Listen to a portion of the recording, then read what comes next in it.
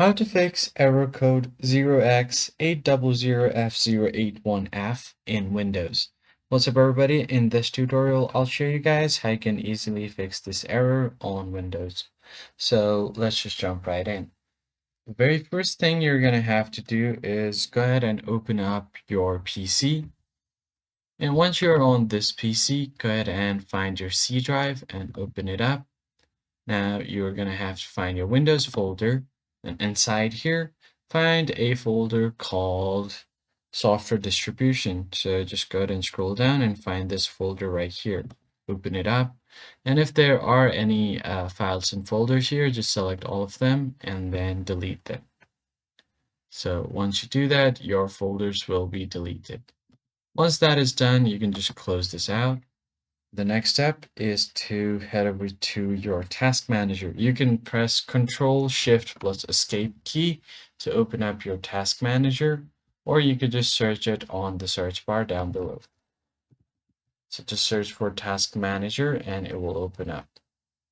This is a task scheduler, but you just want to search for task manager. Now once your task manager is open, you're going to have to run a new task. Click on it. Now from here, click on Browse, and then go to this PC, then go to Windows. From here, find System32. Go ahead and open this and find a file called, you're going to have to find it called cmd.exe. So go ahead and search for it and find this right here. Now go ahead and open this. Then finally, click on this Create Task with Administrative Privileges and then click on OK. Now your administrative CMD will open up. So there are a few commands that you need to type here, which you'll also be able to find under the description. So the first one is netsh space winsock and a space reset. Hit enter. Now it will reset the winsock catalog. Then to do that, you just have to type in again netsh winsock and then reset catalog. Hit enter. After that is done, again type in netsh int ip reset and then space reset log.txt.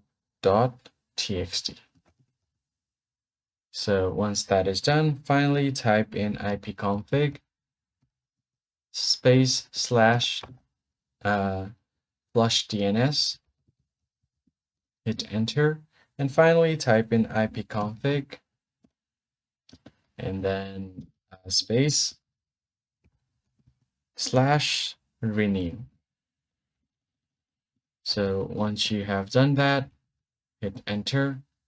So once everything is done, just go ahead and exit the application, type in exit to close it. The next step you're going to do, go to search bar and search for services.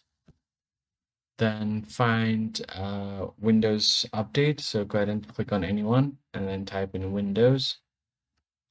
And then just find the Windows Update tab here.